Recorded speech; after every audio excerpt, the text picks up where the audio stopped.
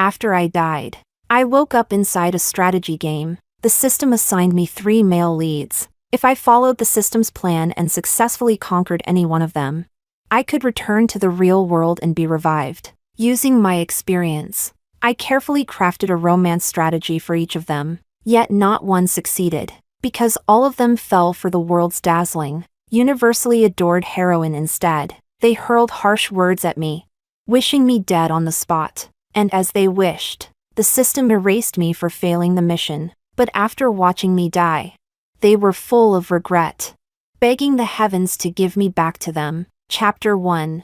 Host. Based on the system's diagnostics, you have failed your mission since you were unable to complete a successful strategy route. The system will now proceed with your erasure. The mechanical voice echoed in my mind as I stood in the shadows, watching the wedding unfold. Inside the grand hall, Leonardo and Alice exchanged sweet smiles as they leaned in for a kiss, accompanied by cheers and applause. This was my last lifeline, the final strategy the system had given me, and it had failed, just like the rest. I had transmigrated into this world as a 3-year-old child. The system made me an offer. As long as I successfully conquered any one of the 3 male leads within 20 years, I would be allowed to return to my original world, alive. Now, 20 years had passed. I hadn't succeeded with a single one of them. Maybe this was how it was meant to end. I turned away from the wedding and walked toward the overpass bridge crowded with traffic. The system said I had to wait. It needed to report the mission failure to higher authorities before officially erasing me.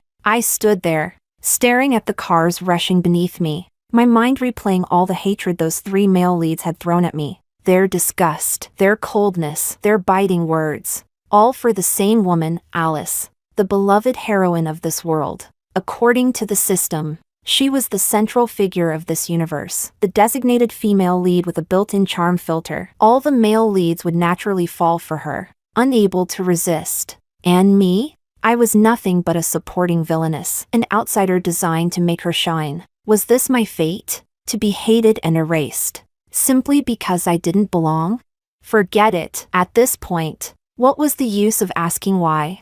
Since I was going to die, I might as well die on my own terms. I stepped off the curb and wandered into the street. If I had to be erased, I'd rather go out with a dramatic corpse than silently vanish. Let them be forced to bury me. Let them feel the guilt, even if just a little. But before I could take another step, the shriek of tires pierced the air. Then came a sharp, furious voice I hadn't heard in a long time. Jessica, if you're going to die, do it where no one has to see you. Don't fucking embarrass yourself in public. I looked up and saw him, my half-brother in this world, the only blood relative I had left here. He was the one who once offered me kindness, a rare tenderness in this cold world. I had trusted him, wholeheartedly, believed he was the only one who cared about me, until he, too, fell for Alice. All it took was one tearful claim from her, that I had bullied her in school, and he believed her, without question. From then on, he despised me. Now,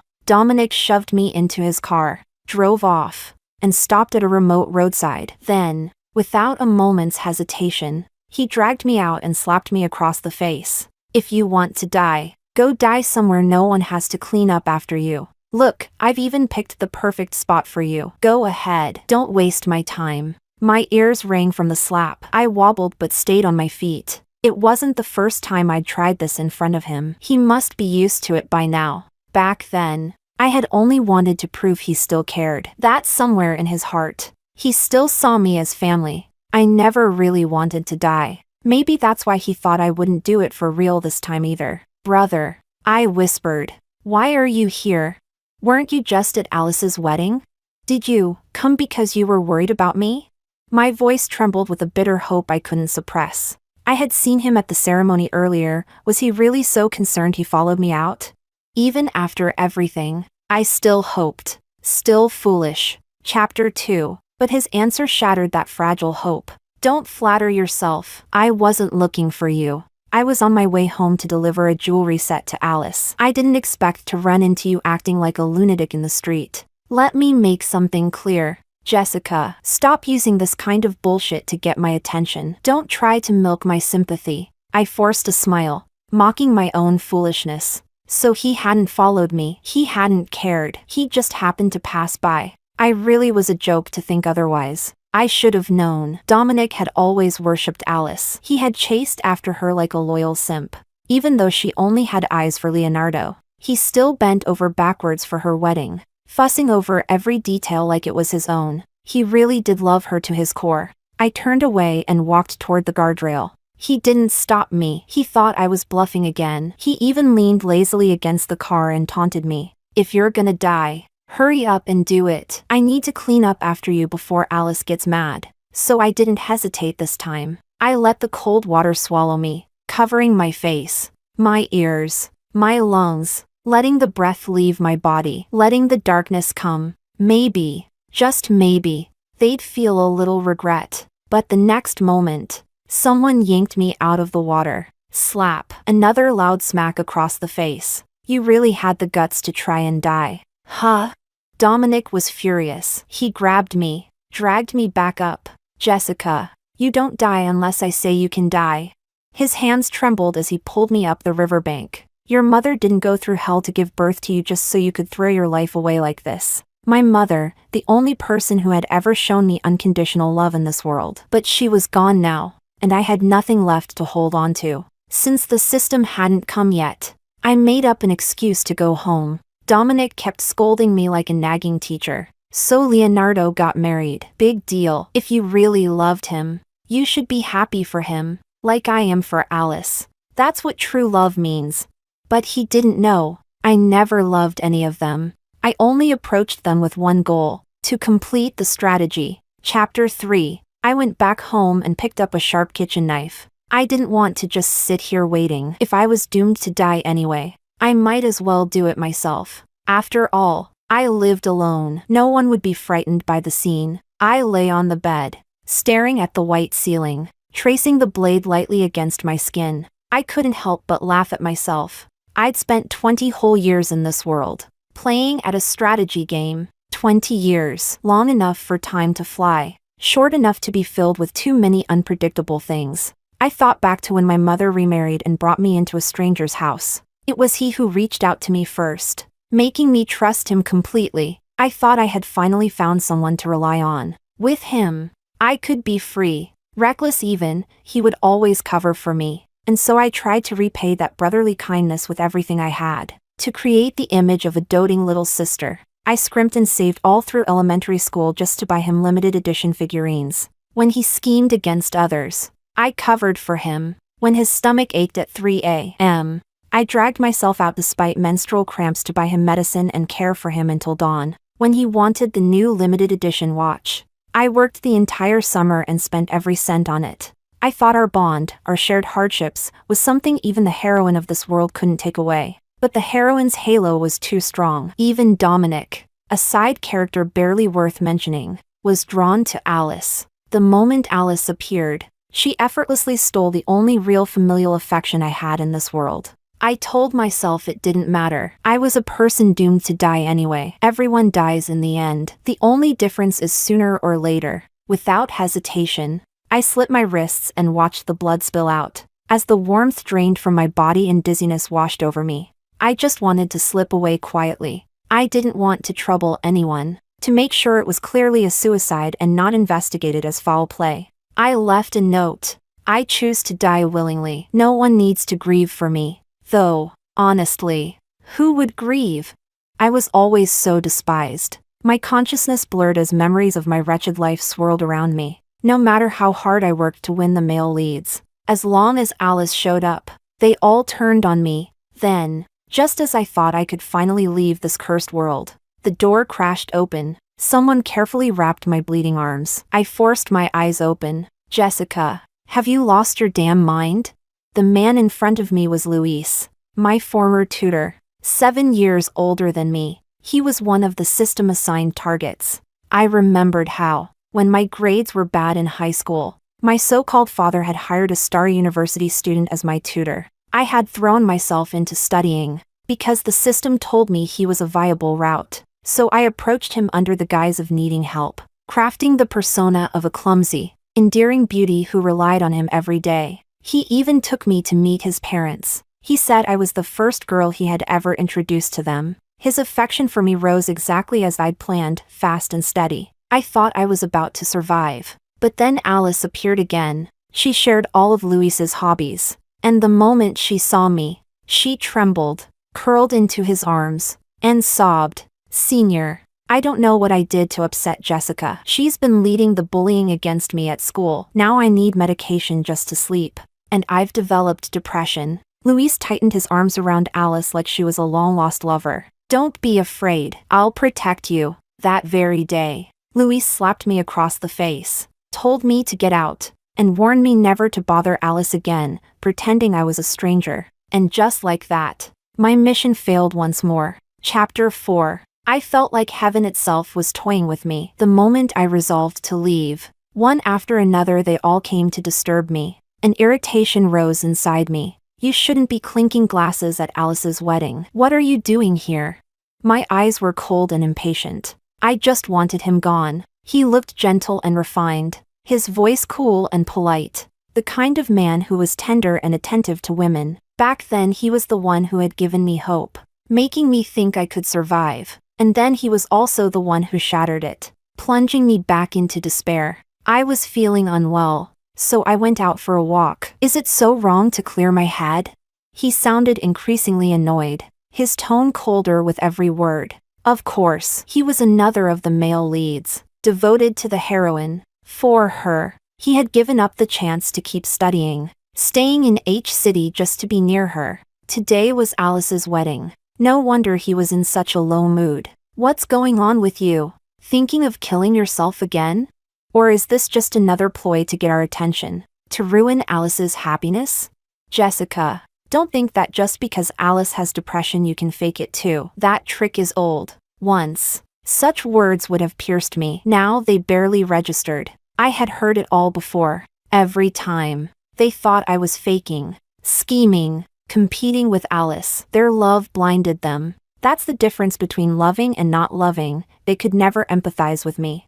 I didn't even bother defending myself. I stood up, planning to find a quiet place and wait for death. Perhaps it was the first time he'd seen me so calm, as if already dead inside. Louis, for once, felt a flicker of fear. He grabbed my wrist without hesitation and took me to Dominic's house. Then he called Dominic to come back and watch me. Dominic returned with 2 hangers-on trailing behind. Alice, on seeing me, trembled as if facing her worst nightmare, clutching Leonardo's sleeve and hiding behind him. Leonardo didn't even bother to pretend, staring at me impatiently. Jessica, is this fun for you? Competing with Alice over everything, now this? Do you realize this is my wedding day? What are you trying to ruin now? Wasn't bullying her back then enough? You still won't stop. It was always the same, no matter what I said or did. They refused to believe me, convinced I was a scheming, vicious woman fighting Alice for everything. Inside, I felt nothing. Looking at their faces, all I saw was naked disgust. I gave a cold little laugh. What if I told you everything she says is a lie? That she's just pretending to be a fragile little white flower in front of you? What if we switched roles and she had bullied me?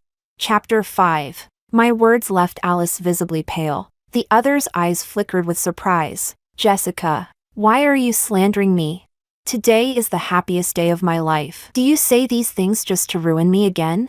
Tears rolled down Alice's cheeks, her expression pitiful. It was always like this. She used the same tricks to steal their attention and sympathy. Enough, Jessica. Dominic barked without mercy. You did wrong and still want to smear Alice. Come over here and apologize. Louis, too, frowned. Jessica, stop this. Apologize and ask for Alice's forgiveness and we'll put this behind us. As for Leonardo, he didn't even bother speaking to me. He just bent over Alice, coaxing her softly. Alice truly lived up to her heroine's aura, no matter what she said or did. As soon as Alice moved her lips, they believed her. And me? No matter how much proof I offered, they saw only a vicious woman, watching each of them look at me as if they wished me dead. I suddenly didn't want to explain anymore. After 20 years in this life, for the first time I felt tired. I had schemed and struggled just to survive. But now, for the first time, it felt pointless. This life wasn't worth it. I didn't want to argue. I just wanted to slip quietly out of this world. I turned to leave, only for them to block my way. Don't go. Who knows what tricks you'll use to slander Alice again? Dominic glared at me with disgust. To prevent you from scheming. You'll stay here. You're not allowed to go anywhere. Luis and I will watch you in shifts. Don't even think of harming Alice again. And so they stayed, taking turns keeping me under watch. Leonardo and Alice left together to continue with the wedding. I stayed at Dominic's house that night. He brought me dinner midway through. I had no appetite, no desire to sleep in this place. I wanted them to let me go, and myself too. I sat staring blankly out the window, watching the birds fly free. That was when Luis finally noticed something was off. He grabbed me, forcing me to meet his eyes. Jessica, what's wrong with you? Do you even know who I am? I stared back blankly, my face calm, not wanting to say another word. Dominic also noticed my change, a flicker of panic crossing his face. What's wrong with her? She seems to have shut herself off, refusing to interact. If this keeps up, she'll die. Luis frowned, a belated flicker of pity in his eyes. Looks like this time Jessica isn't lying. She really has depression. Chapter 6. The next day, Dominic and Luis took me to the hospital for a full checkup. Dominic held the test results, his hands trembling slightly. How is this possible? He muttered. Severe depression? Impossible. Once, facing the impossible tasks the system gave me, I had broken down inside, but in front of people I still smiled and acted cheerful. It was only when I secretly felt something was wrong with my mind and went for an exam that I learned I had sunshine depression, a bright, smiling facade hiding deep despair. Luis had known this too, but he chose to believe Alice when she said I had hired people to assault her, convinced I was faking my illness to gain sympathy. I lay weakly on the hospital bed, having gone 12 hours without food or water. Dominic pried my mouth open, trying to spoon porridge into me. I spat it all out without hesitation. Dominic, never a patient man, scowled. You don't want to eat? Fine, let's see how long you can last. Fuming, he stormed out, leaving Luis to intrude on what little peace I had. For once he tried to comfort me patiently, but I couldn't hear a single word. My empty eyes stared at the view outside the window. Jessica, stop using this to get our attention, he said. Honestly, even if you die, no one will grieve for you. At those words, my eyes lit up. I grabbed his hand. Then let me die. Stop interfering. I just want to escape you all. Why won't you let me go? What the hell are you doing? From outside the room, Leonardo suddenly appeared, glaring at me in anger. Jessica, haven't I told you to stop using these tactics to threaten us? He picked up a fruit knife from the bedside table and tossed it onto the bed. I want to see if you really have the guts to die. Here's the tool. Go ahead. They all said the same thing. Certain I didn't dare, certain I lacked the courage. But my hope was gone. My greatest wish now was death. I picked up the fruit knife and, without hesitation, slit my wrist. Blood poured out. Luis yelled for nurses and bandaged my wound. Then, furious, he slashed the air in front of Leonardo's face, trying to jolt him awake. You're insane. Jessica isn't faking this time. She really has depression. Stop provoking her. Luis's words finally broke through. A flicker of shock crossed Leonardo's eyes. He muttered to himself, impossible. No wonder he didn't believe it. Back when I was trying to win this untouchable high mountain flower, I had built myself into a sunny, cheerful extrovert, scheming daily to make him smile. He had a bright future then, until a sudden collapse revealed his heart disease. He'd been devastated, drowning himself in alcohol. I stayed by his side, healing him bit by bit. His blood type was rare, impossible to match. I negotiated with the system to give him my heart. If I succeeded at my task, the system would give me a replacement. If I failed, I would be erased. My points reset to 0. During that time, the system covered up everything, so I anonymously donated my heart to Leonardo. I still remember what he said when he awoke after the surgery. Jessica, everything you've done for me, I see it all. If I betray you,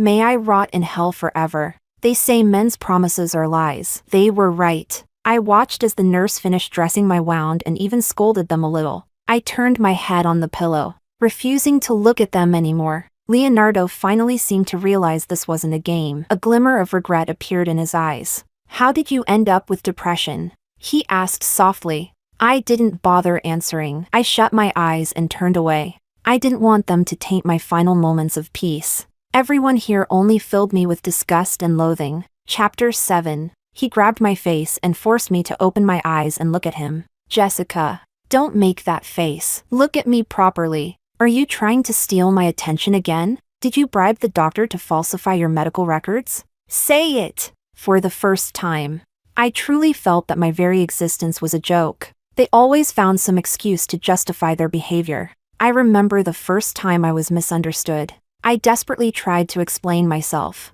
searched for every possible piece of evidence, just to prove my innocence. But the more I explained, the more they doubted me. Eventually, I got used to taking the blame and being falsely accused, seeing that I was still ignoring him as if he were air. Leonardo clenched his fists and stormed out of the hospital in anger. Luis, seeing that I was in the hospital, felt reassured and left with Leonardo. Finally, I had a moment of peace. In the afternoon, I was discharged and went home, planning to close my eyes and quietly wait for the system to return. Just then, the newly hired cleaning lady pushed the door open. She nervously rubbed her hands together and said with a simple, honest tone, "I just finished cooking. Go eat something." I had no appetite whatsoever, so I told the truth. "Auntie, I'm not hungry right now. You go ahead and eat first." She quickly waved her hands and explained, "Your brother messaged me. He told me I must make sure you eat."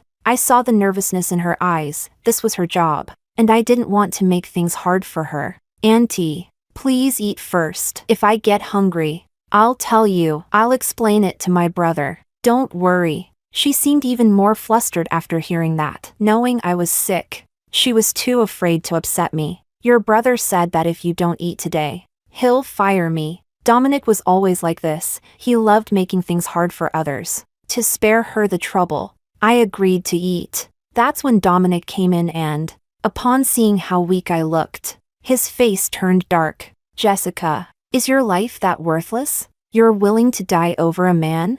You should learn from me and Luis, learn to let go. Love doesn't have to mean possession. We both loved Alice and chose to let her go. Aren't we living just fine now?" I ignored his lecture and sat down to eat. This might be the only person left who still cared about me. I didn't want to make things difficult for her. After sending everyone away, I noticed how unnervingly quiet the room had become. Suddenly, I didn't want to wait passively anymore. Rather than being erased by the system, I might as well take control and end things myself. I took the elevator up to the rooftop. Looking down from the 20th floor, falling from here would surely mean death. Someone from a neighboring floor saw me and screamed, "Someone's trying to jump. Call the police, now." At that moment, Luis and Dominic rushed to the rooftop. Dominic finally looked panicked. He shouted, "Jessica, if you dare jump, I'll burn that whole bookcase of yours." I used to love reading, and I'd collected a whole shelf of books. Reading was the only time I ever felt peace. But Dominic didn't understand. I was always meant to die. His threats meant nothing to me. Luis added, "Have you ever thought about what your brother would do after you're gone?" Dominic? He was just my half-brother. The only pure maternal love I'd ever known in this world was long gone. I covered my ears, not wanting to hear their nonsense anymore. Then, without hesitation, I jumped. Chapter 8. The sound of air roared past my ears. With a loud bang, I felt the cushion below me. Dizzy and disoriented, I saw the crowd gathered around me. Leonardo happened to be driving by. When he saw that the person attempting suicide was me, he rushed through the crowd, calling my name. Before, when I watched other people try to kill themselves, I thought death was something simple and easy. But when it came to me, I realized that dying is also a very hard thing to do. I had fallen from such a high floor, but the air cushion broke my fall. I only ended up with a mild concussion. This time Dominic's anger was the greatest I had ever seen. He immediately arranged for the biggest psychiatric hospital in H City to take me in. Luis fully supported the decision, thinking I was beyond saving. As for Leonardo, he just looked at me with disgust, unwilling to say even a single word. They had once felt a shred of pity for me because I was ill, But now they were back to how they'd always been, only more disgusted. My heart had already been hammered into steel long ago. I was no longer that girl who cried frantically every time she was slandered. Now I was used to being smeared. I wanted to find an opportunity to escape this annoying scene. But they didn't give me a chance. They took turns guarding me, not leaving me even a sliver of freedom. They didn't talk to me either, just mechanically fed me. I had no room to resist, even if I refused food. They would hang me on glucose strips to keep me alive. As soon as my body recovered a little, they immediately arranged for me to be admitted to the mental hospital. I knew once I entered, there would be no freedom at all. I am someone who loves freedom. Going there would be worse than dying now. So, for the first time, I compromised. Lying on the hospital bed, I grabbed the hem of Dominic's shirt with my intact left hand and pleaded, "Brother." I bribed the doctor to fake the diagnosis. "I'm not sick. Please don't send me to the mental hospital, okay?" Seeing me beg like that, Dominic softened for a moment, wanting to agree. I knew if I said this, it would be hard for him to refuse. After all, he had once truly cared for me. But the next second, seeing the bandages wrapped around my wrist, he pushed my hand away with disgust. With rare patience he told me, "No one would slander themselves like this. Jessica, you need to behave. I'm sure you'll get better soon." And so, I was locked without hesitation inside a room of barely 10 square meters. There was nothing but a bed, hardly any space to move at all, apart from meals delivered on time every day. There were 2 nurses taking turns watching me. The nurses never spoke to me. They only did what they were supposed to do. My spirit completely collapsed. I wanted to escape this place quickly, but there wasn't even a single tool I could use. For the first time I felt what true, endless despair was. I screamed in my heart for the system, praying it would hurry up and erase me. But the system never appeared. I didn't know how long this would go on. My phone had been confiscated, and every day was a repetition of the same actions. I didn't even have a moment alone here, even when going to the bathroom a nurse accompanied me. Chapter 9. After a week in this place, Alice appeared in front of me. She found an excuse to send the nurse away and walked toward me with the sharp clack of her high heels, her eyes full of barely hidden triumph. "It's torturing you here, isn't it? You want to die but you can't. Let me tell you some bad news. Everything you're suffering here was my idea." They believed me when I said it was for your own good. I had long since grown used to this sort of thing. She often did this, hoping to see me beg for mercy. Seeing my calm reaction, she grew dissatisfied and yanked my hair. "Do you know how jealous I am of you? In the original world, you had a happy family. Even the man I loved liked you and hated me." For a moment I couldn't even react. In the original world, no one but me should know about that. How did she know? Unless she, like me, was an outsider in this world, a player in the same conquest game. Alice saw my expression and laughed smugly. "Let me tell you the truth, when you accidentally fell to your death, it was my doing. Who would have thought that I too would be killed by a lunatic? We're both players. Your targets were also my targets. The system said there were 2 outsiders in this world but only one can survive. So, I used a few tricks to make them distance themselves from you. Now my task is almost complete." At that moment, I realized why Alice's face looked familiar. She looked very much like my father's illegitimate daughter. I remembered when my father brought her home, none of us liked her. Someone at school exposed her parentage and she was bullied. Even though my father had brought her back, he still loved me. I was with the boy I had long liked. Seeing her being bullied at school, I took pity on her and spoke up to protect her. I thought she would be grateful. I never imagined she would hold a grudge against me all these years. All the suffering I endured after entering this world began with her. Chapter 10. Thinking of this, I clenched my molars in anger. "I defended you from bullying, and this is how you repay me?" Alice sneered, tugging my hair back and forth. "You think I wanted your help? If it weren't for my birth, I'd climb higher and make you all look up to me." So that was it. Everything had been me acting on my own feelings. By helping her, I had ruined her plans, but I had never hated her for her birth. As an illegitimate daughter, she didn't even keep her head down. Instead, she wanted me dead. That alone was unforgivable. If you had been honest from the start, or clearly refused my help, none of this would have happened. I never hated you for being born. I even told my mother not to involve an innocent life. I helped you go to school, you should have thanked me. She didn't listen to a single word I said. She just kept gloating, saying I was destined to be locked up here forever. And she really had tortured me. Day after day here I wasted away, not knowing what my next step should be. I didn't even know how many days had passed. I had become almost numb. Then a boy who seemed vaguely familiar came in and sent the nurse away. He opened the door, took me out of the room, and led me to escape. Since being locked up here, my senses of the outside world had dulled. Only then did I clearly see that the man in front of me was Hudson. I had met him only after entering university. I had heard of his reputation as a playboy who often changed girlfriends. I thought he would be easy to conquer, so I chose him as a target. I remembered how I disguised myself as a delicate green tea girl to meet him, but after knowing him, he turned out unexpectedly hard to conquer. He often stood me up for Alice. So later, I gave up on him and chose Leonardo. Seeing him again now, it felt like those days were long gone. After I started pursuing Leonardo, I never saw Hudson again. His smile was as lazy and casual as it had been back then. Sorry, I came too late. It's okay, you came, and that's enough. Because you came, I can die without regret. I asked him to take me to see the beautiful world outside. We went to see the magnificent Arctic, watched the sunrises and sunsets, and went to an amusement park together. For the first time in this world, I felt truly happy. Chapter 11. At that moment, I heard the system's ding-dong come online. It told me the report had been approved and it would now erase me. I begged the system for 2 more minutes so I could say goodbye to Hudson properly. Fortunately, the system agreed. It must have noticed something. Hudson held my hand, his voice choked with tears. Jessica, I know you don't want to live anymore. I respect your decision. My nose stung. This was the first time someone had truly understood what I wanted.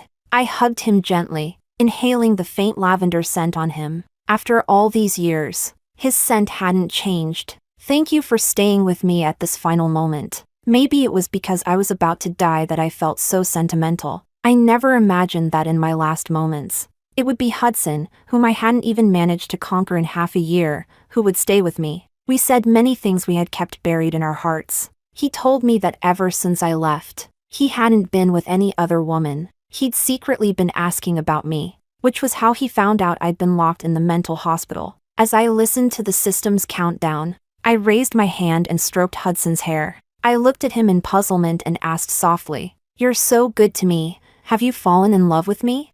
Hudson neither confirmed nor denied it. He only said, "If I could, I'd wish you were the heroine of this world." I didn't answer. As the system counted down, I slowly collapsed into Hudson's arms. The tears he'd been holding back finally fell, dripping onto my face. Now, I could feel that he loved me, but why had he stayed so close to Alice back then? Just when I thought I would go to hell, I slowly floated out of my body, confused. I heard the system's voice in my mind. "Host, after testing, you don't truly want to leave. We'll now give you time to watch their outcome." Me? Not want to leave? That must be a mistake. Before I could react, the system dropped that line and disappeared without a trace. I watched as Hudson pulled out his phone and began calling them one by one, explaining what had happened. Dominic was the first to arrive. Seeing me lying pale in Hudson's arms, he stepped back 2 paces in shock. I looked down at my body, skin and bones after so many days without eating properly. "Jessica, how could she be here?" He muttered in disbelief, biting his lip to stay conscious. Then he lunged forward, snatched my body from Hudson, and angrily demanded, "She should have been safe in the mental hospital." Hudson, who gave you the right to act on your own? If not for you, Jessica would still be there. Safe. Hudson cut off Dominic's blame, explaining the truth. Jessica was suffering in that place, watched every day. No phone. Just existing numb in that tiny room. Anyone would want to die. Hudson looked at him with resentment. I hadn't expected Hudson to understand so well what I had gone through in the mental hospital. Dominic, as if stabbed in the heart, got up and pressed Hudson down, starting to beat him. I was protecting Jessica from gossip and slander. If you hadn't taken her out, she wouldn't have died out here. Give her back to me.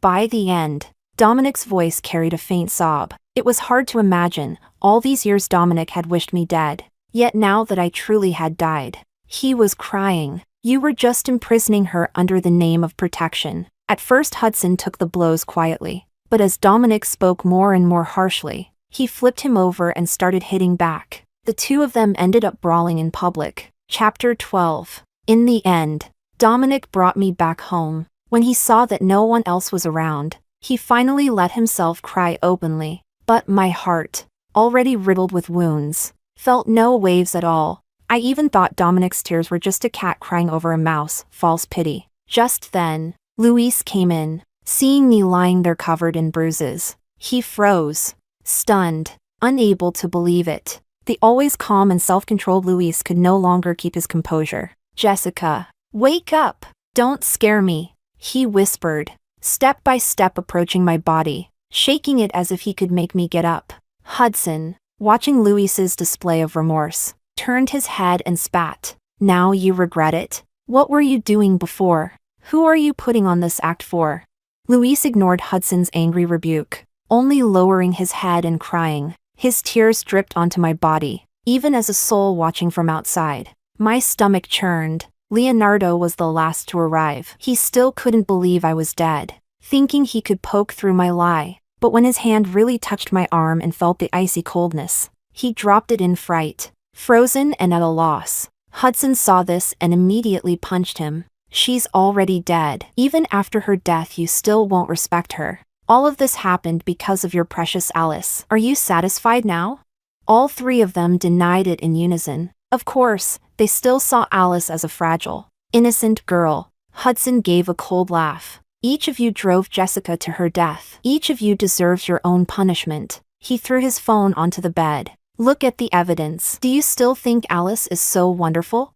Leonardo's hands trembled as he picked up the phone and pressed play. I was also curious what key evidence Hudson had found. On the screen, Alice smoked a cigarette and ordered the girls behind her, go strip Jessica's clothes off and record a video. The girls behind her obeyed, rubbing their hands together as they pinned me to the floor. I begged and begged, but they wouldn't let me go. I bit my teeth, my whole body trembling. This was the darkest moment of my life. Back then no one was willing to help me or believe my words. Only a stranger online encouraged me. I never believed the truth would one day come out. The video looped again and again. Leonardo, unable to bear the truth of being deceived, smashed the phone in fury. Hudson pointed at the phone, glaring at each of them. See this? And you still choose to believe Alice? You've all been brainless, blindly believing Alice. That's why Jessica died. None of them could speak. They all knew that at the time they hadn't just disbelieved me, they had cursed me. Dominic collapsed to the ground, crying and repenting. Jessica, your brother knows he was wrong. Your brother deserves to die. As he spoke, he slapped himself across the face. Hudson crossed his arms and sneered. The real culprit behind all this is you. You're the one who killed Jessica. Then he turned to Luis and Leonardo, his words merciless. Jessica trusted you both. Yet you never believed her. And you, Leonardo, when you were sick, Jessica ran around for you, contacted people to find a new heart for you, stayed with you through your darkest times, and yet you were going to marry Alice. Hudson's words landed like hammer blows, each one clear. This time I saw genuine regret on their faces. But unfortunately, I no longer cared. I was deeply grateful to Hudson for clearing my name and restoring my innocence. That day, they all stayed by my side, each one acting strangely, saying they wanted to make it up to me. Dominic read aloud from my cherished books. Luis took out the exercises we had once worked on and spoke of the emotions behind them. Leonardo muttered endlessly about our past, begging me to wake up and look at him. None of them were doing what they should. Only Hudson seriously handled my funeral arrangements. He stayed as clear-headed as ever, but I knew he was the saddest of them all. He was the type to bury everything in his heart and never show it on his face. Chapter 13. On the day of my burial, everyone wore black, devastated with grief. After placing me in the grave, the three of them went off, downcast, to drink. I looked around at everyone, yet Hudson was nowhere to be seen. Was he not going to say his final goodbye to me?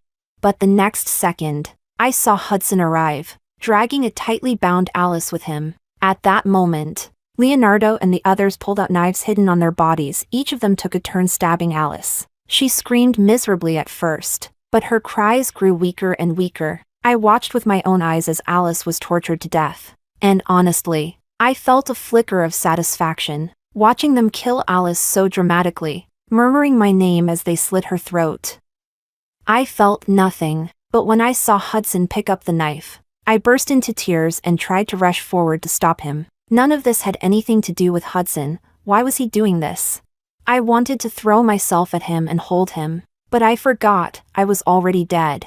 I could only watch as Hudson stopped breathing, tears choking me with grief. Host, congratulations. After system evaluation, the other tasker has died. Your target has officially been conquered. You have now completed the mission. The system will return you to the original world. Before I could process it, everything went black. When I opened my eyes again, I found myself lying in a hospital bed. The nurse told me Alice had died, and luckily, I'd been brought in just in time to be saved. I stared blankly at the ceiling, tears rolling down my cheeks, repeating Hudson's name over and over in my heart. Then, suddenly, I heard familiar footsteps approaching. I turned my head in surprise and saw someone both familiar and distant. It was only then that I realized the Hudson who stayed by my side in the game was actually my boyfriend from the original world. Thankfully, it wasn't too late. There's still enough time to make things right again.